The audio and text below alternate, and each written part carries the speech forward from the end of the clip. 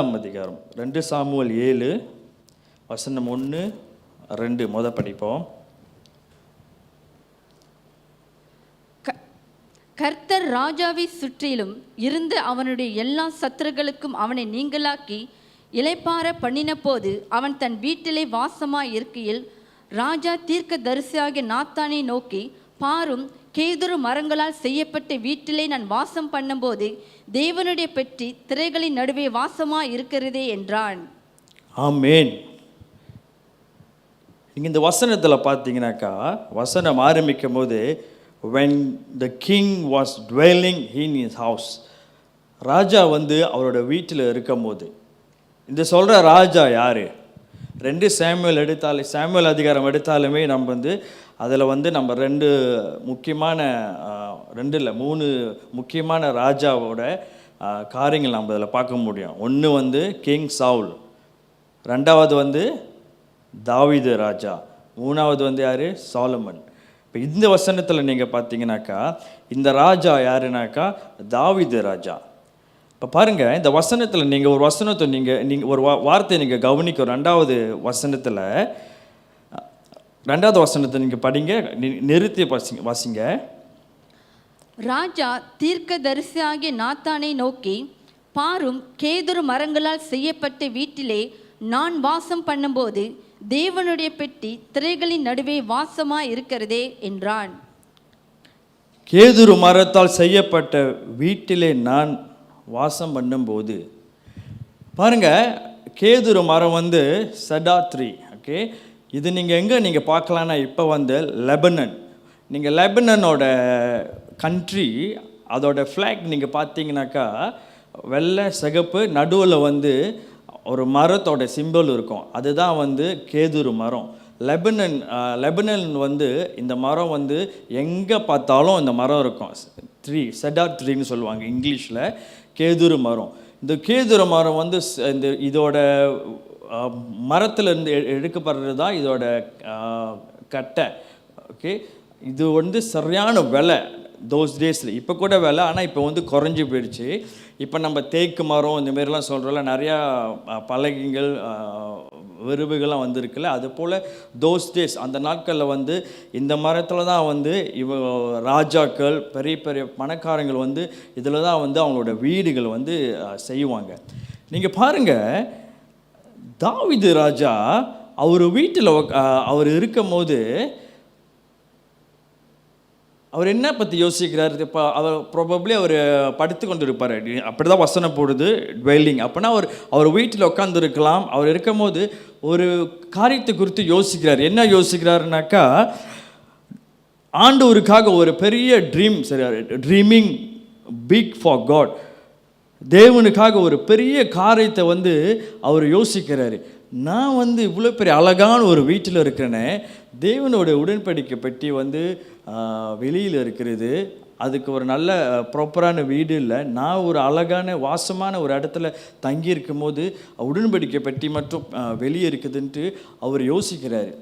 நம்ம வாழ்க்கையில் நீங்கள் பாருங்கள், how many of us நம்ம வாழ்க்கையில் ஆண்டவர் இயேசுக்கிட்ட ஜெபிக்கும் போது நம்ம பல காரியத்தை பற்றி நம்ம கேட்போம். ஆண்டவரே, நீர் எனக்கு இது செய்யணும் அப்பா, நீங்கள் என்னோடய வேலையிலேருந்து நான் நல்ல ஒரு வேலை ப்ரொமோஷன் கிடைக்கணும், என்னோடய வீடு நான் பெரிய வீடு வாங்கணும், அப்படிலாம் பல விதமான நம்மளுக்கு யோசனை இருக்கலாம். ஓகே, நம்ம யோசிப்போம். சில நேரத்தில் படுக்கும் போது நமக்கு கனவாக கூட வரும்.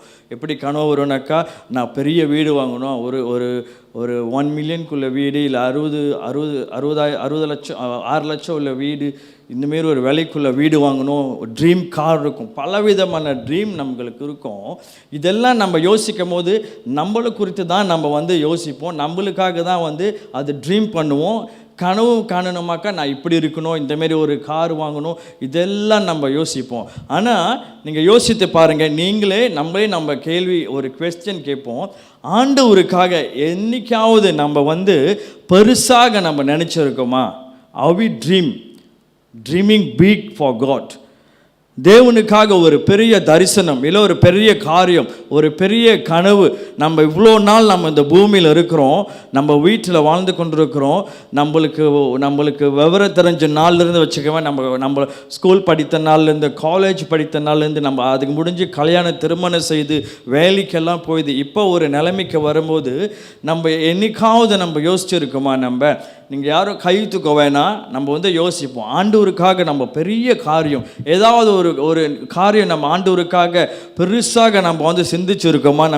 நம்ம இவ்வளோ நாள் ரட்சிக்கப்பட்டு இந்த நாட்களில் இது ஒரு பெரிய ஒரு கேள்விக்குறி நம்ம கேட்க வேண்டும். இன்றைக்கி பாருங்கள், நிறைய நேரத்தில் நம்ம என்ன சொல்வோம்? Oh my dream come through, என்னோட கனவு, என்னோட லட்சியம் எல்லாம் நிறைவேறுச்சு அப்படின்னு நம்ம யோசிப்போம். ஆனால் நம்ம என்றைக்காவது ஆண்டவருக்காக, ஆண்டவரோட காரியத்தை நம்ம நினைத்து ஆண்டவருக்காக இது செய்யணும், இது பண்ணணும், ஆண்டவருக்காக இப்படி செய்யணுன்ட்டு நம்ம யோசிச்சிருக்கோமா? இந்த வசனத்தில் நீங்கள் பாருங்கள், தாவீது ஒரு கிங். அவர் 1 சாமுவேல்லேருந்து நீங்கள் படிச்சுக்கிட்டே வந்தீங்கன்னாக்கா அநேக போர், சவுல் கிங் ஒரு பக்கம் துரட்டிக்கிட்டு இருப்பார், அமலேக்கர் ஒரு பக்கம் துரட்டிக்கிட்டு இருப்பாங்க, பிலிஸ்தீர் ஒரு பக்கம் துரட்டிக்கிட்டு இருப்பாங்க, மோவாபியர்கள் ஒரு பக்கம், மோவாபைட்ஸ் ஒரு பக்கம் துரட்டிக்கிட்டு இருப்பாங்க, அப்புறம் சீரியார்கள் ஒரு பக்கம் துரட்டிட்டு இருப்பாங்க. இவ்வளோ எனிமிஸ் இருந்தும் ஒரு அரசாங்கமே தாவீதை துரட்டி கொண்டு வரும்போது இவர் ஒன்னொரு கொகையிலேருந்து ஒன்னொரு கொகைக்கு, அடுலாம் கொகை, இதில் அநேக கொகைக்குள்ள மாறி மாறி ஒளிந்து கொண்டு இப்படி இருந்த சூழ்நிலை அவருக்கு நிறைய எதிரிகள் சந்திக்க வேண்டிய காரியத்தில் இதில் எல்லாம் முடிந்து 2 சாமுவேல் வசனத்துக்கு நீங்கள் வந்தீங்கன்னாக்கா, இப்போ எல்லாத்துலேயும் ஆண்டவர் ஓய்வு பண்ணிட்டாரு. 7:1 அப்படி தான் நீங்கள் வாசிக்கலாம். இப்போ எல்லா எனிமீஸ்லேருந்து அவர் சுற்றி இருக்கிற எல்லா எனிமியும் இப்போ அமைதியாக இருக்கும்போது, இவர் அரண்மனையில் இருக்கிறவர் ஒரு வீட்டு கேதுரு மரத்தால் செய்யப்பட்ட ஒரு வீட்டில் உட்கார்ந்து இருக்கும் போது, இப்போ இந்த இடத்துல இப்போ நம்மளாக இருந்தோமாக்கா நம்ம என்ன யோசிப்போம்? அப்பா, ஒரு அளவுக்கு எல்லா பிரச்சனையும் முடிஞ்சிருச்சு, இப்போ நம்ம என்ன பண்ணுவோம்? நம்ம வீட்டில் கிச்சனை எக்ஸ்டெண்ட் பண்ணுவோம், ரூமை பெருசாக கட்டுவோம், இப்படி தான் நம்ம யோசிப்போம். அதுதான் இயல்பு மனுஷன். ஆனால் நீங்கள் பாருங்கள், தாவீது ராஜா என்ன பற்றி யோசிக்கிறார் பார்த்தீங்களா? நானே இப்படியாப்பட்ட ஒரு இடத்துல இருக்கிறேன், ஆண்டவருக்காக ஒரு வீடு கட்டினா எப்படி இருக்கும் அப்படின்ட்டு யோசிக்கிறாரு. பாருங்கள், இந்த காரியத்தை ஆண்டவரே நினச்சி பார்த்ததில்ல தெரியுங்களா, அவருக்காக ஒரு வீடு கட்டணுன்ட்டு. ஆனால் தாவீது ராஜா தான் முதல்ல ஆண்டவருக்காக ஒரு வீடு கட்டணுன்ட்டு அவர் எண்ணத்தில் நினைக்கிற மாற்றம் அல்ல. அதுக்கு அடுத்த வசனம் 3வது வசனம் நீங்கள் பார்த்தீங்கன்னாக்கா, நாதான் தீர்க்கதரிசியாக நாதான் கிட்ட கேட்பாங்க, நேதன் கிட்ட கேட்பார். அப்போ நேதன் சொல்லுவாங்க, உன்னோட இருதயத்தில் என்ன தோணுதோ அதன்படி நீ செய்யன்னு சொல்லுவார். இப்போ நீங்கள் பார்த்தீங்கன்னா வேர்ல்ட் கப் போயிட்டு இருக்கிறது சரிங்களா? அநேக பேர் தூங்காமல் 1 மணிக்கு 3 மணிக்கு 4 மணிக்கெலாம் ஃபுட்பால் பார்த்துட்ருப்பீங்க. போன வாரத்தில் ஒரு கண்ட்ரி ஃபுட்பால் மேட்ச்சில் இருந்தாங்க, ஸ்பெயின் கூட விளாண்டாங்க. அந்த கண்ட்ரி பேர் கேப் வெர்டி. ஓகே, இன்னொரு பேர் கோபா வெர்டி அப்படிதான் நினைக்கிறேன். அந்த கேமில், அந்த கண்ட்ரியில் விளாட்ட ஒரு பிளேயர், அவர் கோல் கீப்பர். அவர் அந்த மேட்ச்சில் ஏறக்குறைய ஸ்பெயின் ஒரு யூரோப்பியன் சாம்பியன். ஓகே, யூரோப் நாட்டில் அது ஒரு வலிமையான ஒரு நல்ல ஒரு பிளேயருக்குடைய ஒரு விளையாட்டுக்காரங்களாம் நல்லா ப்ரொஃபஷ்னலாக விளையாடுறவங்க, பெரிய பெரிய கிளப்புக்கு விளையாடுறவங்க அந்த ஸ்பெயின் நாட்டில் விளையாடுறாங்க.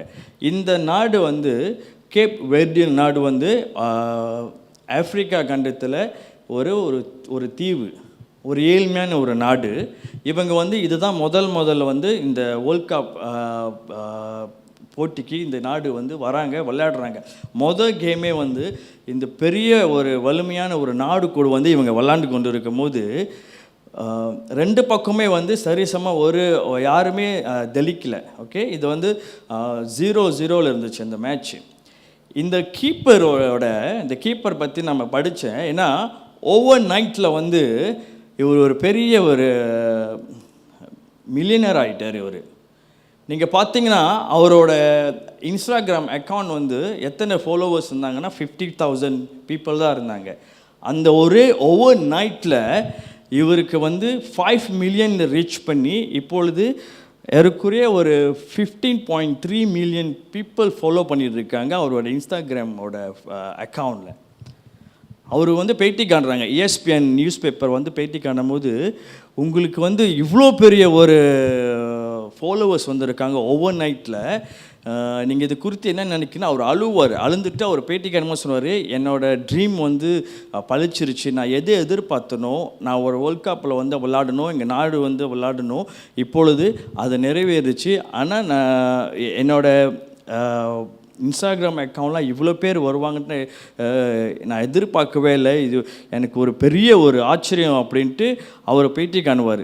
நான் இதை எதுக்கு சொல்கிறேன்னாக்கா, நான் ஏறக்குறைய அதில் படித்தேன், அவருக்கு எவ்வளோ காசு தருங்களா கிடைக்கும், ஜஸ்ட் ஒரு இன்ஸ்டாகிராம் அக்கௌண்ட் அவ்வளோ ஃபாலோவர்ஸ் இருக்கிறது, ஏறக்குறைய $US வந்து ஒரு 10,000 ஒரு 40,000. பாருங்கள் எவ்வளோ ஈஸியாக ஒரு மனுஷனுக்கு காசு கிடைக்குது, ஜஸ்ட் ஓவர் நைட்டில் வந்து எத்தனை மில்லியன் பேர் ஃபாலோ பண்ணனால.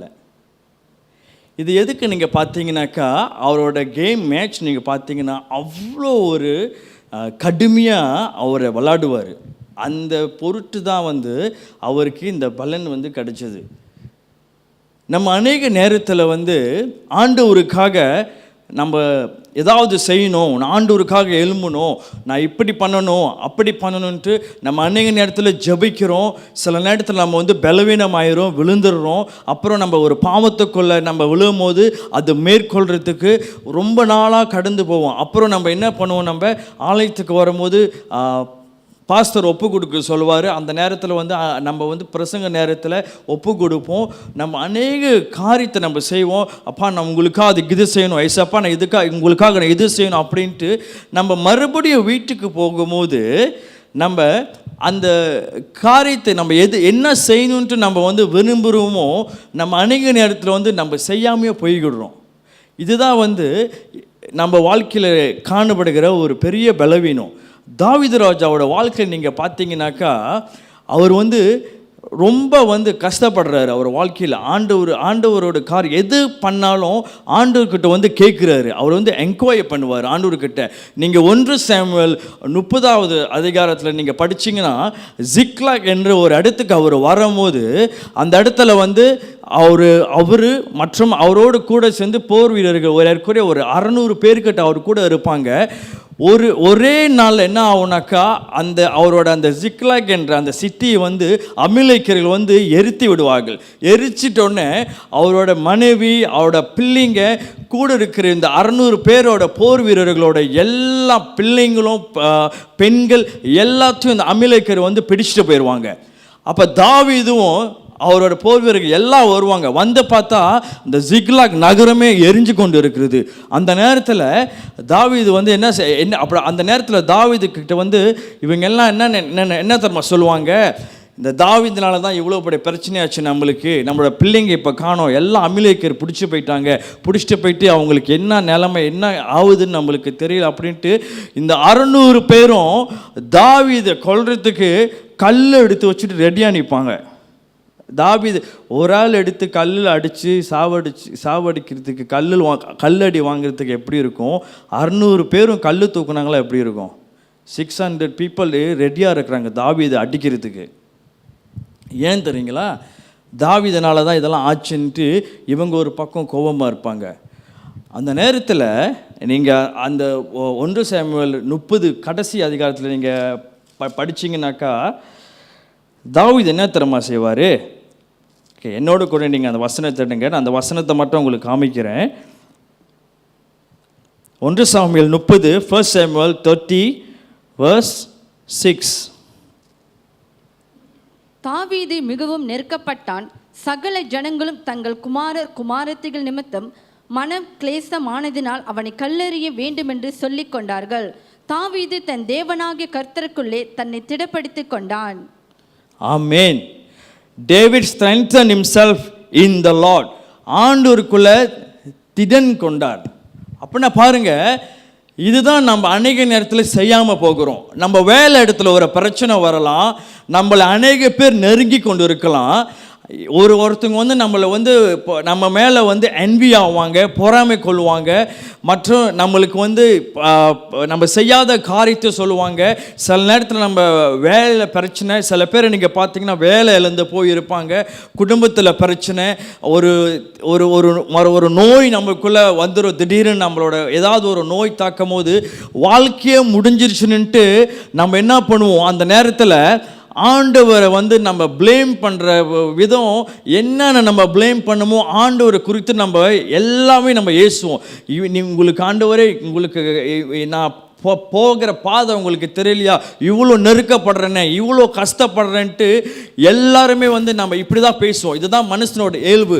தாவீது ராஜா நீங்கள் பார்த்தீங்கன்னா இந்த 30வது அதிகாரத்தில் 1 சாமுவேலில் இந்த இடத்துல நீங்கள் பார்த்தீங்கன்னா அந்த சிட்டியே வந்து பேர்ன் பண்ணிக்கிட்டு இருக்குது ஒரே நெருப்புனால. அது மட்டுமா, ஒரு பக்கம் வீடு வாசல் போச்சு, எரிஞ்சு போச்சு, இருக்கிற வீடும் இல்லை, எல்லாம் எரிஞ்சு போனது. இன்னொரு பக்கம் நீங்கள் பார்த்தீங்கன்னாக்கா வசனம் 3 வந்து அவரோட மனைவி மற்ற பிள்ளைகள் குமாரத்திகள் எல்லாம் கேப்டிவ் பண்ணிட்டாங்க. இந்த அமலேக்கியர் வந்து பிடிச்சிட்டு போயிட்டாங்க.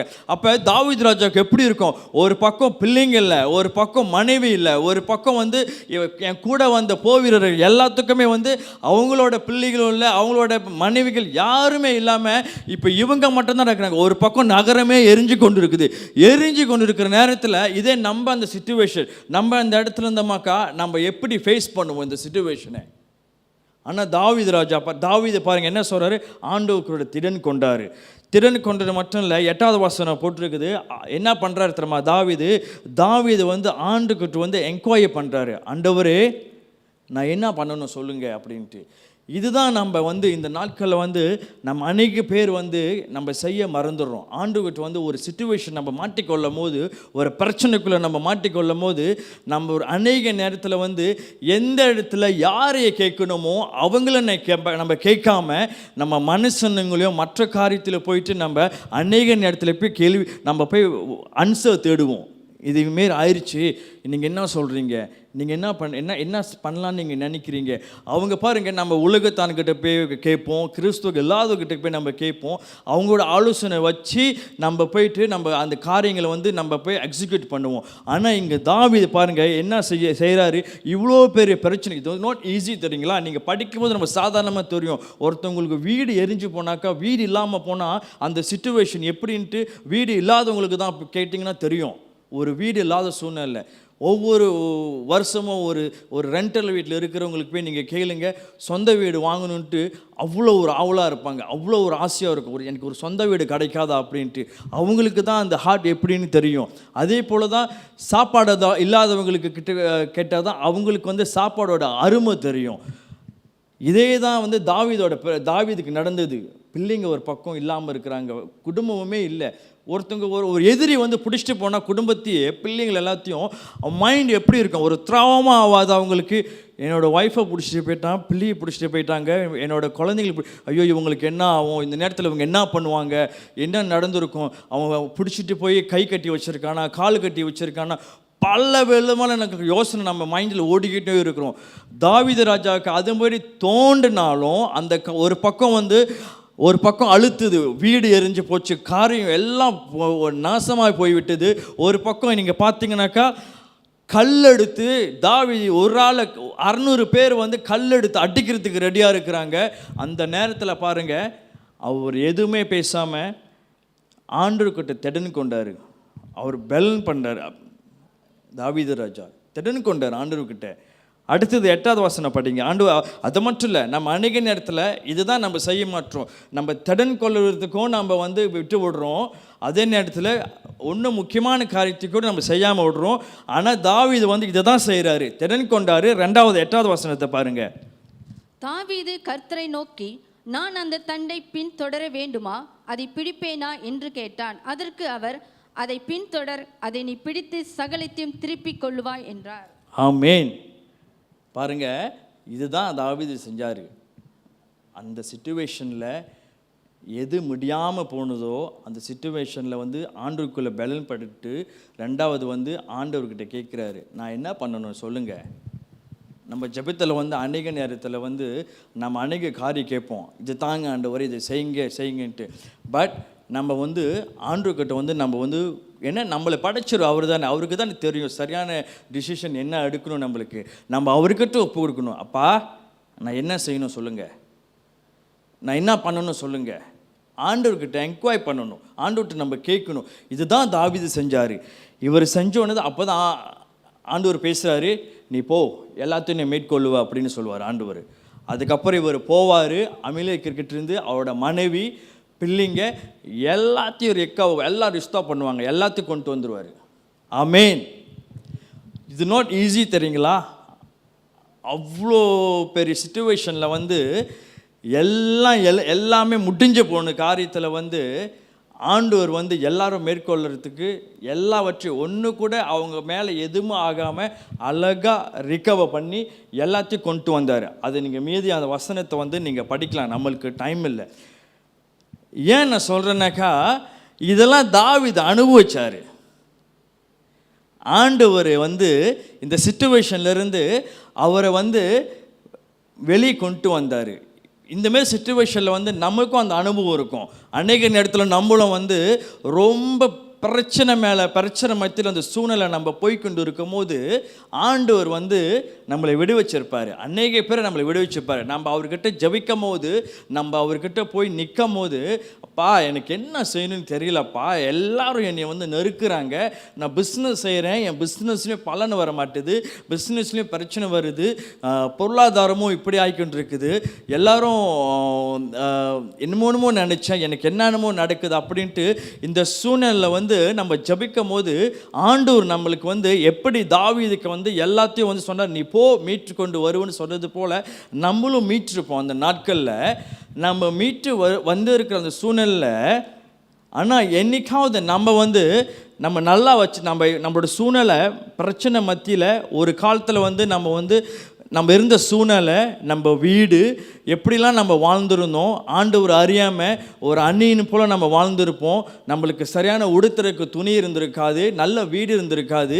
இது எல்லாத்தையும் ஆண்டவர் நம்மளுக்கு கொடுத்து நல்லா ராஜா ராணி போல் ஒரு நல்ல பிள்ளைகளாக நல்லா நம்மளை வச்சுருக்கும் போது நம்ம அநேக நேரத்தில் ஆண்டவருக்காக பெருசாக ஏதாவது நம்ம செய்யணுன்ட்டு நம்ம யோசிச்சிருப்போமா? அப்பா நான் உங்களுக்கு இது செய்யணும், இது செய்யலான்னு இருக்கிறேன், இது எப்படியாவது ஆண்டவருக்கு செய்யணுன்ட்டு நம்ம யோசிச்சிருப்போம். சில நேரத்தில் நம்ம யோசிச்சிருப்போம் செய்யலான்ட்டு. ஆனால் நம்ம அதை நிறைவேற்றிருக்கிறோமா? நம்ம அந்த காரியத்தை செஞ்சு முடிச்சிருக்கிறோமா? பரலோக ராஜ்யம் நம்மளை அனுப்பினது வந்து நம்மளை வந்து ஜஸ்ட் ஒரு காரியத்தை ஸ்டார்ட் பண்ணிவிட்டு இந்த உலகத்துக்கு நம்மளை வைக்கல. we have to finish the work. நம்மளுக்கு என்னத்துக்கு அனுப்பினாரோ இந்த பூமியில் நம்ம முடிச்சுட்டு தான் நம்ம இந்த உலகத்தை விட்டு போகணும். நம்ம சும்மா நம்ம வந்து பாதியிலே வந்தோம், ஏதோ வந்தோம் இருக்கோம் அப்படின்ட்டு நம்ம வந்து போக முடியாது. நம்ம எதுக்கு நம்மளை அழைச்சாரோ நம்மளுக்கு அது தெரியணும். அதனால தான் பவுல் சொல்கிறாரு, நல்ல ஓட்டத்தை ஓடனேன், இதோ ஜீவ கிரீடத்தை பெற்றுக்கொள்ள நான் ஆயத்தமாக இருக்கிறேன். பவுல் அதனால தான் தைரியமாக சொன்னார். அந்த கிரீடத்தை பெற்றுக்கொள்கிறதுக்கு நம்ம போகிற நேரத்தில் நிறைய வழிகள் வரும். அநேக பேர் நம்மளை வந்து அப்யூஸ் பண்ணுவாங்க, ரிஜெக்ட் பண்ணுவாங்க, பிரச்சனை பண்ணுவாங்க. நம்மளுக்கு என்னென்ன நேரிடும், என்னென்னவோ நம்மளுக்கு நேரிடும். ஆனாலும் அவை ஃபுல்ஃபில் த ரேஸ். அந்த ஓட்டத்தை நம்ம முடிக்கிறோமா, இல்லை பாதியிலே விட்டுட்டு நம்ம போகிறோமா? தாவீது ராஜா வந்து அவர் அவர் சந்திச்சது போல், அவர் கடந்து போனது போல் நம்ம 1% கூட நம்ம வந்து செஞ்சுருக்க முடியாது. நம்ம கடந்திருக்க போயிருக்க மாட்டோம். எல்லாத்தையும் இழந்தார் இந்த மனுஷன். தொரட்டோன்னு சவுல் ஒரு பக்கம் துரட்டிக்கிட்டு இருப்பாங்க, அமலேக்கியர் ஒரு பக்கம் துரட்டுறாங்க, பிலிஸ்தீர்கள் ஒரு பக்கம் துரட்டுறாங்க, மோவாபியர்கள் ஒரு பக்கம் துரட்டுறாங்க, அம்மோனைட்ஸ் ஒரு பக்கம் துரட்டுறாங்க. எத்தனை ஜாதி மக்கள் துரட்டுறாங்க தெரியுங்களா தாவீதை? ஓடுறாரு. விட்டுட்டு ஓடி இருக்கலாம், இல்லை தற்கொலை பண்ணியிருப்பான். போதும், இவ்வளோ நாள் நான் செஞ்சது போன்ட்டு பாதியிலே உயிரை விட்டுட்டு போகலான்ட்டு யோசிச்சிருக்கலாம். நெவர். தாவீது அந்தமாரி செய்யவே இல்லை, முடிச்சாரு கடைசி வரைக்கும். மனசை முடிச்சது மட்டும் இல்லை, அரண்மனையில் ஆண்டவர் உட்கார வந்து வச்சிருக்கிறாரு. அரண்மனையில் உட்காந்து படுத்து இருக்கும் போது நினைக்கிறாரு, அப்பா இவ்வளோ பெரிய வீட்டை தந்திருக்கீங்க, இவ்வளோ கேது மரத்தால் செய்யப்பட்ட வீட்டை கொடுத்துருக்கீங்க, உங்களுக்காக நான் என்ன செய்யணும், உங்களுக்கு ஒரு வீடு கட்டணுன்ட்டு முதலாக யோசித்த ஒரே ஆள் தாவீது தான். ஆண்டவர் யோசிக்காத தாவீது செஞ்சார். தாவீது வந்து ஆண்டவர் நினைக்காதே வந்து திருப்பி ஒரு ஒரு ஒரு திரும்ப பார்க்க வச்சுட்டாரு. இவனாடா இந்த மாரி யோசிக்கிறான், நானே யோசிக்கலையா அப்படின்ட்டு. நான் படிக்கும்போது அப்படியே தோணுச்சு, ஆண்டவர் நினைக்காத ஒன்று வந்து தாவீதை வந்து டேர்ன் பண்ண வச்சுட்டாரு. இங்கே பாருங்க, 2 சாமுவேல் 7 எடுத்துக்கோங்க, 4 படிங்க, 5 படிங்க. நீ போய் என் தாசனாக தாவீதை நோக்கி கர்த்தர் சொல்லுகிறது என்னவென்றால், இது வந்து ப்ரொஃபட் நேதன் கிட்ட சொல்றாரு. நாதான் கிட்ட சொல்றாரு, நீ போய் என் தாசனாகிய தாவீது கிட்ட சொல்லு அப்படின்ட்டு. என்ன சொல்றாரு? எனக்கு ஒரு வீடு கட்டணுன்ட்டு தாவீது நினைக்கிறாருல, இப்போ அதுக்கு பதில் சொல்றாரு ஆண்டவர். படிங்க. நான் வாசமா இருக்கத்தக்க ஆலயத்தை நீ எனக்கு கட்டுவாயோ? தொடர்ந்து. நான் இஸ்ரவேல் புத்திரரை எகிப்திலிருந்து புறப்பட பண்ணின நாள் முதற்கொண்டு என் நாள் வரைக்கும் நான் ஒரு ஆலயத்திலே வாசம் பண்ணாமல் கூடாரத்திலும் வாசஸ்தலத்திலும் உலாவினேன். நான் இஸ்ரவேலாகிய என் ஜனத்தை மேய்க்கும்படி கட்டளிட்ட இஸ்ரவேல் கோத்திரங்களில் ஒரு கோத்திரத்தையாவது நோக்கி, நீங்கள் எனக்கு கேதுரு மரத்தால் செய்யப்பட்ட ஆலயத்தில் கட்டாதிருக்கிறது என்ன என்று நான் இஸ்ரவேல் புத்திரருக்குள் உலாவி வந்த எவ்விடத்திலாவது யாதொரு வார்த்தை சொன்னதுண்டோ? ஆமேன். பாருங்க, வசனத்தில் ஆண்டவர் சொல்றாரு, எகிப்திலேருந்து உங்களை கூட்டிகிட்டு வந்த இஸ்ரேல் ஜனங்களை நான் வந்து கூடாரத்தில் தான் மூவ் பண்ணுறேன், உங்களோட கூடாரத்தில் தான் நான் உலாவை கொண்டிருக்கிறேன். நான் ஒரு வாட்டியாச்சும் நான் சொல்லியிருக்கேன்னா எனக்கு ஒரு கேதுரு மரத்தால் எனக்கு வந்து வீடு கட்டுங்கன்ட்டு ஆண்டவர் சொன்னதே இல்லை, நெவர். ஆனால் பாருங்கள், தாவீது பாருங்கள் எப்படியாப்பட்ட ஒரு யோசனை. அந்த அந்த கம்ஃபர்ட்டில் வந்து இதே நம்ம வந்து ரெஸ்ட் பண்ணிகிட்டு இருக்கிறோம் வீட்டில், ஒரு சண்டே அந்தமாரி நம்ம ரெஸ்ட் பண்ணும் போது ஒரு கம்ஃபர்ட்டாக நல்லா நம்ம வந்து சோஃபாவில் உட்காந்து இருக்கும் போது நம்ம நார்மலி டிவி பார்ப்போம், எல்லா காரியம் செய்வோம்.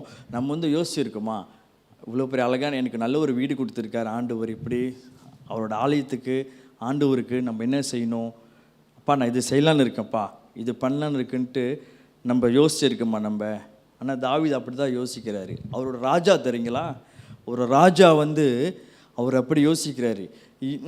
நம்ம படித்து பார்க்கும்போது நான் கொஞ்சம் ஆராய்ச்சி பண்ணி இதுக்கு பின்னால் ஒரு வசனத்தெல்லாம், இந்த மனுஷனுக்கு மட்டும் ஏன் இப்படியாப்பட்ட ஒரு அன்பு ஆண்டவர் மேலே, ஏன் இப்படியாப்பட்ட ஒரு பாசம், அவ்வளோ பெரிய வீட்டில் தங்கியிருக்கும் போது, அவர் ராஜாவாக இருக்கும் போது இதை பற்றி யோசிக்க அவர் தேவையே இல்லை. அவருக்கு ஒரு நல்ல வீடு இருக்குது, அவர் பாட்டுக்கு வந்து செல்ஃபிஷாக இருந்துடலாம். ஓகே, இவ்வளோ நாள் நான் போராடுறதுக்கு கஷ்டப்பட்டதுக்கு எனக்கு ஒரு நல்ல வீடு இருக்குது, போதும் ஆண்டவரே உமக்கு அல்லேலூயா சொல்லிவிட்டு அவர் பாட்டுக்கு இருந்திருக்கலாம். பட் ஆனால் ஆக்சுவலி தாவீது வந்து அவர் வந்து அப்படி செய்யாமல், யாரும் நினைக்காத யாரும் சிந்திக்காததை வந்து தாவீது வந்து வித்தியாசமாக சிந்திச்சு ஆண்டவரே நினச்சி பார்க்காத ஒன்று வந்து தாவீது செய்யணுன்ட்டு தாவீது வந்து யோசிக்கிறாரு. இதுதான் வந்து ஏன் இப்படி இந்த மனசு இந்தமாரி செஞ்சிருக்கு காரணம்ன்ட்டு நான் சில காரியம் சொல்கிறேன், நம்ம குயிக்காக பார்ப்போம். ஏன்னாக்கா நீங்கள் தாவீதோட ஹார்ட், அவரோட கேரக்டர், அவர் ஆட்டிடியூட் நீங்கள் புரிஞ்சுக்கணும். முதலாவது, தாவீது வந்து 1 சாமுவேல் 25ஆம் அதிகாரத்தில் நீங்கள் பார்த்தீங்கன்னா, there is a girl name woman name by Abigail. Okay, Abigail என்று ஒரு பெண்மணி இருப்பாங்க. இவரோட ஹஸ்பண்டோட பேர் வந்து நாபால். இவங்க வந்து பணக்காரனுங்க. அப்போ தாவீது வந்து அவரோட வாலிப பயணங்களை அனுப்பிட்டு அவர் வந்து காட்டில் இருக்குவார், வைல்டுனஸில் இருக்கும் போது அவர் சொன்ன அனுப்புவார்னாக்கா, நாபால் கிட்ட போய் சொல்லு, முன்ன வந்து நாபாலோட ஆடுகளெல்லாம் நம்ம பாதுகாத்தோம், இப்போது வந்து எனக்கு சாப்பாடு, நம்மளுக்கு யாருக்கும் சாப்பாடு இல்லை, போயிட்டு அவங்ககிட்ட சாப்பாடு நீ கேட்டுட்டு வா அப்படின்னு சொல்லி அனுப்புவாங்க. சில வாலிபர் அனுப்புவார். அப்போ அங்கே போயிட்டுருக்கும் போது நீங்கள் இந்த எதில் பார்க்கலான்னா 1 சாமுவேல் 25 நீங்கள் வீட்டுக்கு போய் நீங்கள் படிங்க. இங்கே போகும்போது நான் குயிக்காக போகிறேன். அங்கே போகும்போது அந்த நாபால் என்ன பண்ணுவான், டர்ன் டவுன் பண்ணிடுவான். எனக்கு தாவீது யாரும் தெரியாது, நீங்களாம் யார், கிளம்புங்க அப்படின்னு சொல்லிடுவார். அப்போ தாவீதுக்கு ரொம்ப கோவம் வந்துடும். அவங்களோட எல்லா போர் வீரர்கள், அவரோட ட்ரூப்ஸ் எல்லாம் என்ன சொல்வார், கத்தியை திட்டுங்கடா, இன்றைக்கி நாளைக்கு போயிட்டு அந்த கம்பவுங்களை பூந்து நாபால் மனைவி குடும்பத்தை மற்றும் அந்த கம்பவுங்கே நம்ம அழிச்சிருவோன்ட்டு எல்லாத்தையும் கத்தியை தீட்ட சொல்லிடுவார். அப்போ அவங்க ஷாப்பன் பண்ணிகிட்டே இருப்பாங்க கத்தி தீட்டும் போது. அப்போ தான் அபிகேல், அந்த நாபாலோட மனைவி, அவள் வந்து ஒரு குணசாலியும் ஒரு அழகு உள்ளவன்னு போட்டிருக்கோம். வசனம் 25 நீங்கள் படிச்சிங்கன்னா, இவளை வந்து இவங்களுக்கு இவளுக்கு தெரிஞ்சிடும், என் புருஷன் வந்து மதிகேடுனா ஏதோ காரியத்தை செஞ்சுட்டாங்க தாவீதுக்கிட்ட. இவரோட உடனே என்ன தெரியுமா பண்ணுவாங்க இவங்க, ஒரே மனுஷி வந்து அவ்வளோ சாப்பாடு செய்வாங்க. கேத்தரிங் எப்படி ஒரு சாப்பாடு செய்வாங்க, கெத்தர்ஸ்லாம் எப்படி செய்வாங்க, ஒரு நம்ம கேத்தரிங் நம்ம ஆர்டர் பண்ணோமாக்கா நிறையா பண்டாரி இருப்பாங்க, அநேக பேர் சமைப்பாங்க. ஆனால் இந்த ஒரு பெண்மணியே அவ்வளோ சாப்பாடு செஞ்சுருக்குறாங்க அவங்க ஒண்டியே. நம்ம இந்த நாளில் வந்து ஒரு தோசை இதெல்லாம் வந்து செய்கிறதுக்கு வந்து எவ்வளோ டைம் எடுக்கும் நம்மளுக்கு. ஆனால் இந்த இந்த இந்த அபிகேல்ன்றவங்க நீங்கள் பாருங்கள், ஓகே அவங்க என்னென்ன செஞ்சாங்க மட்டும் நான் காமிக்கிறேன்னே. நீங்கள் பாருங்கள், சில நேரத்தில் நம்ம வந்து அநேக நேரத்தில் நம்ம கஷ்டப்படலாம் வீட்டில் சமைக்கிறதுக்கு சாப்பாடு செய்வதுக்கு. ஆனால் இந்த மனுஷி வந்து ஒரே மனுஷி எவ்வளோ சாப்பாடு செஞ்சுருக்காங்க பாருங்கள் தாவீதுக்கு. 1 சாமுவேல் 25 போங்க 18. அப்பொழுது அபிகாயில் தீவிரமாய் 200 அப்பங்களையும் 2 துருத்தி திராட்சை ரசத்தையும் சமையல் பண்ணப்பட்ட 5 ஆடுகளையும் 5 படி வறுத்த பயிற்றையும் வற்றலாகப்பட்ட 100 திராட்சை குலைகளையும் வற்றலான 200 அத்திப்பழ அடைகளையும் எடுத்து கழுதைகளின் மேல் ஏற்றி. ஓகே, இவ்வளோ சாப்பாடு ஒரு ஆள் செய்ய முடியுமா? இவ்வளோ சாப்பாடு செஞ்சுருக்காங்க பாருங்கள். அதுவும் வசனம் போட்டிருக்குது, குயிக்காக செஞ்சுருக்காங்க, சீக்கிரமாக. நம்ம சில நேரத்தில் வந்து ஒரு நாள் முழுவதுமே முடிஞ்சிடும் சாப்பாடு செய்கிறதுக்கு. ஆனால் இவங்க பாருங்கள் சீக்கிரமாக. அப்போ அதனால தான் அவங்கள குறித்து வந்து வசனம் முதல்ல போட்டிருக்கோம். அந்த வசனம் என்னத்தில் போட்டிருக்கோம், 25 3வது படிங்க, 25:3. அந்த மனுஷனுக்கு நாபால் என்றும் அவன் மனைவிக்கு அபிகாயில் என்றும் பெயர். அந்த ஸ்திரீ மகா புத்திசாலியும் ரூபவதியுமாய் இருந்தாள். ரூபவதி, அவங்க அப்பியரன்ஸ் வந்து வெரி பியூட்டிஃபுல்.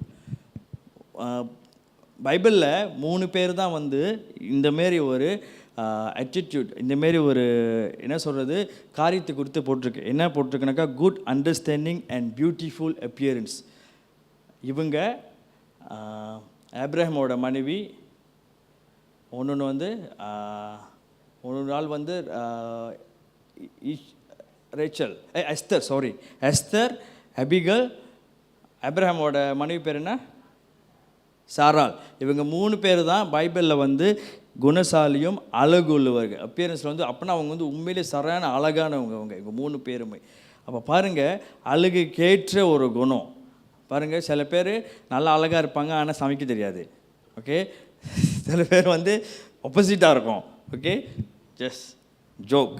ஓகே, ஆனால் இங்கே பாருங்கள், இந்த இடத்துல நீங்கள் பார்த்தீங்கன்னா அவங்க குணத்துக்கு ஏற்றபடி அவங்க தாவீதுக்கு இந்தமாரி ஒரு பிரச்சனை, அவங்களோட ஹஸ்பண்டே வந்து இந்தமாரி ஒரு தாவீதுக்கு சாப்பாடு கொடுக்காம இருந்ததுனால இவங்க கேள்விப்பட்ட உடனே சீக்கிரமாக ஜஸ்ட் ஒரே வார்த்தை பாருங்கள், 200 loaves of bread, 200 பிரெட் சும்மாவா, அது எவ்வளோ பெரிய காரியம் செய்கிறது.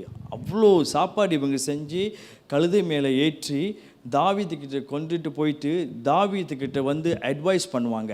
நீ வந்து இந்த வசனம் முழுவதும் நீங்கள் படித்தா உங்களுக்கு புரியும். நல்ல ஒரு ஸ்டோரி இது. 1 சாமுவேல் 25. அவங்க வந்து சொல்லுவாங்க, ஐயனே நீங்கள் வந்து ஆண்டவர் உங்களோடு கூட இருக்கிறாரு, நீங்கள் ஏன் வந்து இந்த நாபாலுக்கிட்ட வந்து நீங்கள் சண்டை போட்டு நீங்கள் வந்து உங்களோட பேர் நீங்கள் கெடுத்துக்கணும், நீங்கள் வந்து நல்லா இருக்கணும், ஆண்டவர் உங்களோடு இருக்கிறார் அப்படி சொல்லிட்டு தாவீது ராஜாக்கே அவங்க அட்வைஸ் பண்ணி தாவீது ராஜா இவங்க எல்லாத்தையும் சாகடிக்கிற நினச்சி அவரே வந்து அவரோட மனசை மாற்றி அவர் வந்து அபிகேலை நல்லபடியாக அனுப்புகிறேன், நான் உன்னை ஆசீர்வதிக்கிறேன், நீ கடந்து போகலாம் இந்த இடத்த விட்டு அப்படின்னு. ஒரு குடும்பம் எல்லாருமே காப்பாற்றப்பட்டுச்சு இவங்களோட புத்திசாலித்தனத்தினால. எந்த நேரத்தில் என்ன செய்யணுமோ அது செய்யணுன்ட்டு அபிகேல் வந்து கரெக்டாக வந்து தெரிஞ்சு செஞ்சாங்க. அதே நேரத்தில் இவரோட ஹார்ட் பாருங்கள், இவரோட ஹார்ட்டை மெல்ட் பண்ணி வச்சுச்சு யார், நம்ம தாவீது ராஜா வந்து அதான் இந்தமாரி ஒரு சிச்சுவேஷனில் இருந்து அவர் பாருங்கள் அப்படியே வந்து ஒரு மாறினார்.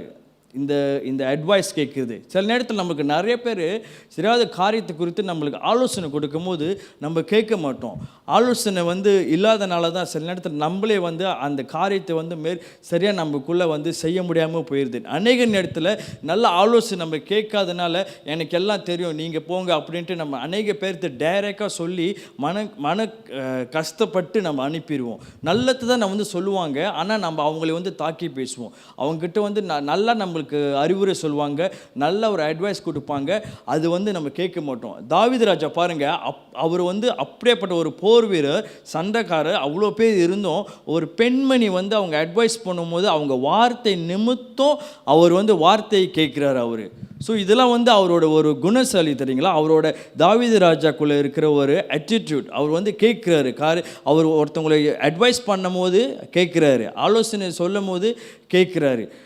பிறகு இது ஒன் ஆஃப் இட். ஓகே, அவர் ஆலோசனை சொல்கிறது தாவீது ராஜா கேட்குறாரு. ரெண்டாவது நீங்கள் பார்த்தீங்கன்னாக்கா, முதல்ல சொன்னது போல் இந்த ஜிக்லாக்கில் அவர் எப்படியாப்பட்ட காரியம் செஞ்ச ஆண்டுகிட்ட அவர் என்கொயரி பண்ணுறாரு. எது நடந்தாலும் எப்படியாப்பட்ட பிரச்சனைக்குள்ளே இருக்கும் போது ஆண்டுகிட்ட ஆலோசனை கேட்குறாரு. மூன்றாவது நீங்கள் பார்த்தீங்கன்னாக்கா 2 சாமுவேல் 4 நீங்கள் படிச்சிங்கனாக்கா, மெப்பிபோசேத் என்று ஒரு பையன் இருப்பான். இவர் யாருனாக்கா தாவீது ராஜாவோட ஃப்ரெண்ட், ஜோனதனோட மகன். இப்போ ஜோனதன், சவுல் இவங்கெல்லாம் இறந்து போகும்போது தாவீது ராஜா கேட்பார், ஜோனதனோட வீட்டில் வேறு யாராவது இருக்காங்களா கேட்கும்போது அவங்க சொல்லுவாங்க, ஜோனதனுக்கு ஒரு மகன் இருக்கிறான், அவன் பேர் மெப்பிபோசேத். மெப்பிபோசேத் அவன் சின்ன வயதில் அவனை பார்க்குற ஒரு மெய்டு என்ன பண்ணியிருப்பாங்க, அவசரத்தில் ஓடும் போது குழந்தையாக இருக்கும்போது அவங்க அந்த பையனை கீழே போட்டோன்னே அவனோட காலு கையெல்லாம் ஊனமுற்று போயிடும், சாச்சாட் ஆயிடுவான், நடக்க முடியாமல். அப்போ காலிலே தள்ளி கொண்டு தான் நடப்பான். இவன் ஒரு இடத்துல இருக்கிறான், ஒரு ஊரில். எப்படியோ தாவீது ராஜா கேட்கும்போது தாவீது ராஜா என்ன சொல்வார், அவனை போய் கூட்டிகிட்டு வாங்கன்னு சொல்லுவார். தாவீது ராஜா என்ன தெரியுமா சொல்லுவார் அவர்கிட்ட, இனிமேல் இவன் நான் சாப்பிட்ற டேபிளில் தான் உட்காந்து இவனும் சாப்பிடணும் அப்படின்ட்டு கட்டளையிடுவார். பாருங்கள், ஒரு எங்கேயோ தெரியாத ஒரு இடத்துல மோசமாக இருந்த ஒரு ஆளை தாவீது ராஜாவோட பந்தியில் உட்கார வச்சு அவனோடு கூட சரிசமமாக சாப்பிட வச்சுருக்காரு. நீங்கள் யோசிச்சு பாருங்கள், எல்லாரும் டேபிளில் நல்லா உட்காந்துருக்கும் போது இந்த மெப்பிபோசேத் தள்ளிக்கிட்டு காலை தள்ளிக்கிட்டு அப்படியே சரிஞ்சு வரும்போது எப்படியாப்பட்ட ஒரு சூழ்நிலை இருக்கும் பார்த்துக்குங்க. டேபிளில் உட்காந்துருக்கிறவங்க எப்படி இருக்கும், மற்றவங்கள எப்படி பார்ப்பாங்க. ஆனால் தாவீது ராஜா அவனை கூட தூக்கி அவரோட கூட சரிசமமாக டேபிளில் உட்காந்து சாப்பிட்றதுக்கு அந்த அந்தஸ்து கொடுத்தாரு. ஸோ இந்தமாரி ஒரு குணம் பாருங்கள், அந்த கைண்ட்னஸ் தாவீது ராஜா. இது போல் நிறையா காரியம் நம்ம சொல்லிட்டு போகலாம். கடைசியாக நான் நிறையா எழுந்தினேன், நேரம் பத்தாதனால நான் ஒரே ஒன்று மட்டும் சொல்லிட்டு போகிறேன். அடுத்த பக்கம் பார்த்தீங்கன்னாக்கா 2 சாமுவேல் 6 தாவீது ராஜா கிட்ட ரொம்ப எனக்கு பிடிச்ச ஒரு காரியம் நான் படித்ததில் என்ன பார்த்தேனாக்கா, நீங்கள் படிங்க 2 சாமுவேல் 6:16. கர்த்தருடைய பெட்டி தாவீது நகரத்திற்குள் பிரவேசிக்கிற போது சவுலின் குமாரத்தியாக மீகால் பலகனி வழியாய் பார்த்து தாவீது ராஜா கர்த்தருக்கு முன்பாக குதித்து நடனம் பண்ணுகிறதைக் கண்டு தன் இருதயத்திலே அவனை அவமதித்தாள். ஓகே, இப்போ தாவீதோட மிகால், ஓகே, இப்போ பார்க்குறா தாவீதை. இந்த இந்த இந்த அதிகாரத்தில் நீங்கள் பார்த்தீங்கன்னா தாவீது அம்மனமாக ஆடுறாருன்ட்டு நிறையா இடத்துல இப்படி தானே பேசுவாங்க. இவளும் அப்படி தான் சொல்கிறா, ஒரு ராஜா எப்படி ஆடுறான் பாரு அப்படின்ட்டு இவன் அவமதித்தா மனசுக்குள்ளே. அப்போ தாவீது ராஜா என்ன பண்ணுவார், ஏன் இப்படி ஆடுறாருனாக்கா, உடன்படிக்கை பெட்டி அவர் முன்பாக அவர் ஊருக்கு வந்தபோது அவர் அவ்வளோ ஒரு சந்தோஷமாயிட்டார். ஐயோ, உடன்படிக்கை பட்டி என்னோட ஊருக்கு வந்துருச்சு, என் முன்னுக்கு நிற்குதுன்ட்டு ராஜாவாக இருக்கிற அவர் ராஜ வஸ்திரத்தை கழட்டி ஒரு துணியை, சின்ன ஒரு துணியை போட்டு சுற்றிக்கிட்டு ஒரு பைத்தியக்காரன் போல் ஆடுறாரு. இந்த உடன்படிக்கை பெட்டி என் முன்னுக்கு நிற்குது, என் ஊருக்கு வந்துருச்சு, நான் எப்படியாப்பட்ட ஆளாக இருந்தேன், நான் ஒரு ஆடு மேய்க்கிற ஷெப்பர்ட் போயாக இருந்தேன், அப்படியேப்பட்ட என்னையை ஆண்டவர் இப்போ உயர்த்தி ஒரு ராஜாவாக வச்சுருக்காரு, அவர் முன்புக்கு நான் ஒன்றுன்ட்டு அவர் அதனால தான் அவரை தாழ்த்துறாரு. அவரோட உடை எல்லாத்தையும் கழட்டி போட்டு அந்த துணியை போட்டுக்கிட்டு அந்த உடன்படிக்கை முன்னுக்கு பைத்தியக்கார போல் அவர் ஆடிக்கொண்டு அந்த உடன்படிக்கை பெட்டி வைக்கிற வரைக்கும் அவர் அது முன்னுக்கு அப்படியே ஆடிக்கிட்டு போகிறாரு. அதை பார்க்கும்போது அவர் சொல்கிறார், ராஜா பாரு எல்லார் முன்னுக்கும் எப்படி பைத்தியக்காரன் போல் ஆடிக்கிட்டு இருக்கான்ட்டு. மிகாவேல் வந்து அவளோட இருதயத்தில் அவள் யோசித்து மட்டும் இல்லை, தாவீது கிட்ட வந்து இது கேட்பான். வசனம் 21 படிங்க. அதற்கு சாரி 21. தாவீது தன் வீட்டாரை வதிக்கிறதற்கு திரும்பும் போது சவுலின் குமாரத்தியாக மீகாள் தாவீதுக்கு எதிர்கொண்டு வந்து, அற்ப மனுஷர் ஒருவன் தன் வஸ்திரங்களை கழற்றி போடுகிறது போல இன்று தம்முடைய ஊழியக்காரருடைய பெண்களின் கண்களுக்கு முன்பாக தம்முடைய வஸ்திரங்களை உரிந்து போட்டிருந்த இஸ்ரவேலின் ராஜா இன்று எத்தனை மகிமைப்பட்டிருந்தார் என்றார்.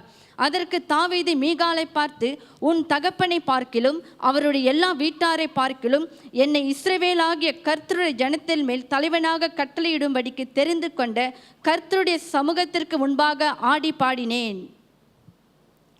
ஆமேன். 22 சொல்கிறாரு தாவீது. மிகாவேலு கேட்குறான், நானும் பார்த்தேன். நம்ம நார்மலாக நம்ம பேசும்போது எப்படி பேசியிருப்பாங்கனாக்கா, பார்த்தேன் நீ ஆடினதெல்லாம் நான் பார்த்தேன், எப்படி ஆடிக்கிட்டு போகிற அப்படின்ட்டு. இப்படி கேட்டுக்கும் போது தாவீது ராஜா சொல்கிறாரு, நான் வந்து என் தேவனாகிய என்னை ராஜாவாக வச்சிருக்கிற ஆண்டவர் முன்னுக்கு நான் வந்து அன்டிக்னிஃபை, நான் இது இப்படியும் ஆடுவேன், இதுக்கு கீழே எவ்வளோ என்னை தாழ்த்தணுமோ அவ்வளோ கீழே நான் போவேன் அப்படின்றாரு. ஆமேன். அப்படின்னா பாருங்க, பெருமையே இல்லை ஆண்டவர் முன்னுக்கு தாவீது ராஜாக்கு. நம்ம அநேக நேரத்தில் சில காரியம் செய்யும் போது நம்ம ஹார்ட் ஆண்டவர் முன்னுக்கு எப்படி இருக்குது, ஒரு காரியம் செய்யும் போது அது பெருமையாக நம்ம செய்கிறோம். ஆண்டவர் வானத்தையும் பூமியை படைத்த சர்வ வல்லமுள்ள தேவன் நம்ம அவருக்கு எல்லா சகலமும் தெரியும். ஆனால் அவரை முன்னுக்கு நம்ம ஆராதிக்கும் போது, நம்ம நிற்கும் போது, மற்றவங்க முன்பு நம்ம நிற்கும் போது நம்ம எப்படி நம்ம ஆண்டவர் முன்பாக நம்ம ஆராதிக்கிறோம். தாவீது ராஜா அவரோட ராஜா, இஸ்ரவேலுக்கே ராஜா. ஆனால் உடன்படிக்கை பெட்டி வந்து நிற்கும் போது நான் ராஜா வானத்து பூமி படித்த ராஜா முன்னுக்கு நான் வந்து அவர் முன்னுக்கு நான் ராஜாவே இல்லைன்ட்டு உடைய கழட்டி அவர் வந்து பைத்தியக்கார போல் ஆடுற மட்டும் இல்லை, அவர் சொல்கிறாரு இதுக்கு கீழே எவ்வளோ போக முடியும் அவ்வளோ கீழே நான் தாழ்த்த முடியும் அவருக்கு அப்படின்றாரு. ஆமேன். இந்தமாரி ஒரு ஹார்ட் அவருக்குள்ளே இருந்ததுனால தான் அவர் எப்பயுமே வந்து ஆண்டவரே குறித்து யோசிச்சிருக்கிறார். அதனால தான் அவர் ராஜாவாக இருக்கும்போது வீட்டில் போய் உட்காரும் போது 7வது அதிகாரத்தில் யோசிக்காரு. அந்த உடன்படிக்கை பெட்டி வந்து வெளியே இருக்குது, நான் நல்லா வீட்டில் இருக்கிறேன், ஆண்டவருக்காக ஒரு வீடு இருந்தால் அவ்வளோ நல்லாயிருக்கும். ஃபர்ஸ்ட் மனுஷன் உலகத்திலே ஆண்டவருக்காக ஆலயம் செய்யணுன்ட்டு யோசித்த ஒரே ஆள் அவர் தான். அதுக்கப்புறம் பார்த்தீங்கன்னா ஆண்டவர் சொல்வார், நீ கட்ட மாட்டே, உன்னோட மகன் சாலமோன் கட்டுவான்ட்டு. உடனே என்ன பண்ணுவார், என்னென்ன ஜாமான் சேகரிக்க முடியுமோ வெள்ளி பொண்ணு எல்லாத்தையும் சேகரிப்பார் அந்த ஆலயத்தை கட்டுறதுக்கு. பாருங்கள், அன்னைக்கு நேரத்தில் நம்மளும் அப்படி தான் ஒரு ஊழியத்தில் நம்ம ஈடுபடுவோம். அந்த ஊழியத்தில் வந்து நம்மளை விட்டு நம்ம விலகி போகும்போது நம்ம உடனே ஸ்டாப் பண்ணிடுவோம், நம்ம எதுவும் செய்ய மாட்டோம். அது மற்றவங்களுக்கு போகும்போது நம்ம என்ன பண்ணுவோம், நான் ஏன் செய்யணும், நான் ஏன் இதெல்லாம் பார்க்கணும் அப்படின்ட்டு.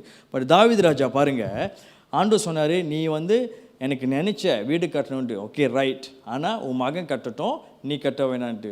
அவர் அது ஸ்டாப் பண்ணிக்கலாம் தானே. சரி சாலமோன் பார்த்துக்கிட்டோம், வீடு ஆண்டவருக்காக ஒரு ஆளை கட்டணும், அவர் அது பண்ணல. அவன் கட்டுறதுக்கு என்னென்ன தேவைப்படுமோ எல்லாத்தையும் சேகரித்து வச்சார். நம்ம ஆண்டோட ஊழியத்தை யார் செஞ்சாலும், எப்படி யார் என்ன பண்ணாலும் நம்ம வந்து நம்மளால் முடிஞ்சது என்னென்ன செய்யணுமோ நம்ம செய்து கொண்டே இருக்கணும். நம்ம இந்த உலகத்தை விட்டு போகிற வரைக்கும் நம்ம எதுக்கு அழைச்சாரோ, நம்ம எதுக்கு நம்மளை வச்சிருக்கிறாரோ, அவரோட வேலையை வந்து இன்னும் அதிகமாக என்ன செய்யணுமோ நம்ம செய்து கொண்டே தான் இருக்கணும். ஆண்டவருக்காக நம்ம என்ன செய்யணுமோ நம்ம செய்து கொண்டே இருக்கணும். பாருங்கள், வருகின்ற நாட்கள் நம்மளோட சர்ச்சில் பார்த்திங்கன்னா நிறைய கூட்டங்கள் காரியங்கள்லாம் போய்கொண்டு இருக்கிறது. நமக்கு உண்மையிலே ஆண்டவருக்காக பெருசாக நம்ம செய்யணும் நம்ம நினச்சோமாக்கா, மத்தேயு 28:16 சொல்கிறது, இதோ உலகம் எழுதும் போய் எனக்காக நீங்கள் சாட்சிகளாக இருந்து பிதா குமாரன் பரிசுத்த ஆவி நாமத்தினாலே ஞானஸ்தானம் கொடுத்து சீஷர்கள் ஆக்குங்கன்னு சொன்னார். நம்ம இப்பொழுது அவருக்கு பெருசாக நம்ம செய்யணுன்னாக்கா அவரோட இதயம் ஏக்கமே எல்லாமே ஆத்மாவை ஆதாயம் பண்ணுறது தான். ஆண்டவருக்காக நம்ம எவ்வளோ நம்ம 6 months பாஸ் பண்ணிருச்சு, நம்மளே நம்ம சோதித்து பார்ப்போம், யோசிப்போம், யாருக்கிட்டையாச்சும் நம்ம ஆண்டு பற்றி சொல்லியிருக்குமா? இயேசு குறித்து யாருக்கிட்டையாச்சும் பேசியிருக்குமா? இல்லை நீங்கள் சபைக்கு வாங்க அப்படின்னு நம்ம யோசிச்சிருக்கோமா? அதனால தான் நம்ம இதுக்கு முன்ன வாரத்துலலாம் நம்ம வந்து சபையில் ரொம்ப பாஸ்டர்லேருந்து இந்த ஈவெண்ட் நடத்துகிற கமிட்டி விடுதலை விழா குறித்து மற்றவங்ககிட்ட சொல்லுங்கள், பேசுங்க. ஏன்னாக்கா ஆண்டோட வார்த்தையை வந்து கேட்டு அவங்க ரட்சிக்கப்பட்டாங்கன்னா அவர் அதிலோட சந்தோஷம் வேறு எதுவுமே அவர் சந்தோஷப்பட மாட்டார். அவ்வளோ சந்தோஷப்படுவார். ஏன்னா ஒரு ஆத்துமா மனம் திரும்பி இயேசுவை ஏற்றுக்கொள்கிறது போது பரலோகமே சந்தோஷப்படும்.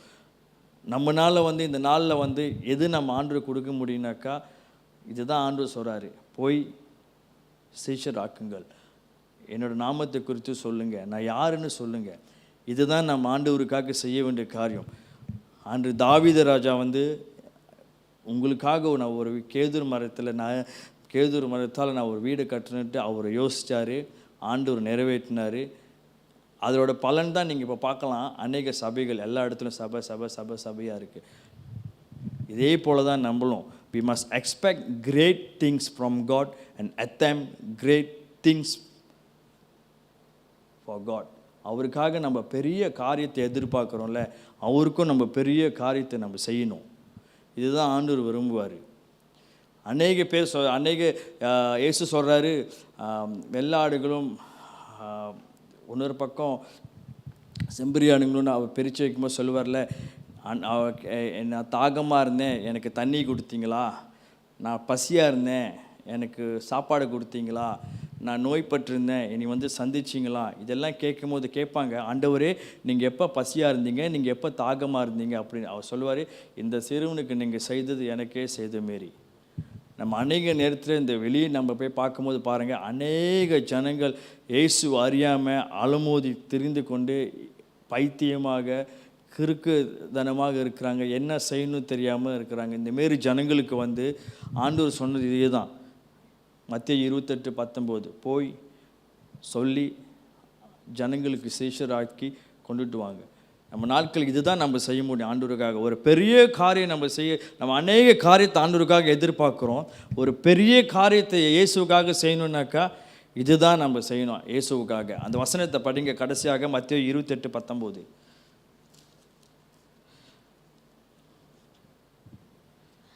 ஆகையால் நீங்கள் புறப்பட்டு போய் சகல ஜாதிகளையும் சீஷராக்கி பிதா குமாரன் பரிசுத்த ஆவியின் நாமத்திலே அவர்களுக்கு ஞானஸ்தானம் கொடுத்து நான் உங்களுக்கு கட்டளிட்ட யாவையும் அவர்கள் கை கொள்ளும்படி அவர்களுக்கு உபதேசம் பண்ணுங்கள். இதோ உலகத்தின் முடிவு பரியந்தம் சகல நாட்களிலும் நான் உங்களுடனே கூட இருக்கிறேன் என்றார். ஆமென். பாருங்க, அவர் சொன்னதை மட்டும் இல்லை, உலக பரியந்தமும் கடைசி நாட்களுக்கு உங்களோடு இருக்கேன், நம்மளோடு இருக்கிறேன்னு சொன்னார் ஆண்டவர். அவர் இருக்கிற நம்ம கூட நம்ம செய்ய வேண்டியதெல்லாம் மற்றவங்களுக்கு போய் நம்ம இயேசுவை பற்றி அறிவிக்கணும். இந்த ஆப்பர்ச்சுனிட்டி நீங்கள் எடுத்துக்கொள்ளணும். நாளைக்கு சனிக்கிழமை ஞாயிற்றுக்கிழமை சத்தியாலாமில் கடைசி கூட்டம். எவ்வளோ பேருக்கு ஆண்டவரை பற்றி சொல்ல முடியுமோ வாட்ஸ்அப்பில் நம்மளோட ஹேண்ட்பில் இருக்குது, நீங்கள் அநேக பேர்த்துக்கு நீங்கள் சொல்லி அழைத்து வர பாருங்கள். இதுதான் வந்து நம்ம வந்து ஆண்டவருக்காக செய்ய முடியும். நம்மளோட ஆண்டவர் இருக்காரு, நம்ம எது குறித்து பயப்பட வேணாம். நம்மளோட பக்கத்து வீட்டுக்காரர்களோ மற்றவங்களோ யார் இருந்தாலும் சரி, நம்ம வந்து முயற்சி பண்ணுவோம். ஜனங்களை அழைத்து கொண்டு வந்து இந்த நாட்களில் அவங்களும் நம்மளை போல் இயேசுவை அறிந்து கொள்ள, அவங்களும் சந்தோஷப்பட நம்ம இந்த காரியத்தை செய்யறதுக்கு நம்ம வந்து செயல்படுவோம். ஆமென். அதனால் அந்த ஆப்பர்ச்சுனிட்டி நீங்கள் மிஸ் பண்ணிடாதீங்க. நீங்கள் ஹென்பியில் வந்து நம்ம எல்லாம் செல் குரூப்போட மூலியமாக இருக்குது. அப்படி நீங்கள் டிலீட் பண்ணிட்டீங்கன்னா நீங்கள் கேளுங்க, உங்களுக்கு மறுபடியும் அனுப்பி விடுவாங்க. ஜஸ்ட் நாளையிலேருந்து நீங்கள் பாருங்கள், இன்றைக்கி நமக்கு சிரிக்கம்பாங்கல் நடந்து கொண்டு இருக்குது. நாளைக்கு இங்கே நம்ம சபையில், நாளைக்கு வெள்ளிக்கிழமை சனிக்கிழமை நம்மளுக்கு நம்மளோட அனிவர்சரி. ஸோ நீங்கள் எல்லோரும் அழைத்து வாங்க, கூப்பிட்டு வாங்க. இந்த இடம் முழுவதும் நிரம்பி எப்படியாவது இதில் ஆண்டவரை வந்து ஏற்றுக்கொள்ள வைக்கணும், ரட்சிக்கப்படணும். இதற்காக தொடர்ந்து நம்ம எல்லாம் ப்ரேயர் டீம் எல்லாம் ஜெபிக்கிறாங்க. நீங்களும் ஜெபிங்க. முடிஞ்ச அளவுக்கு ஆட்களை நீங்கள் கூட்டிகிட்டு வாங்க. ஆமென். நம்ம எழுந்து ஜெபிப்போம். ஹல்லேலூயா.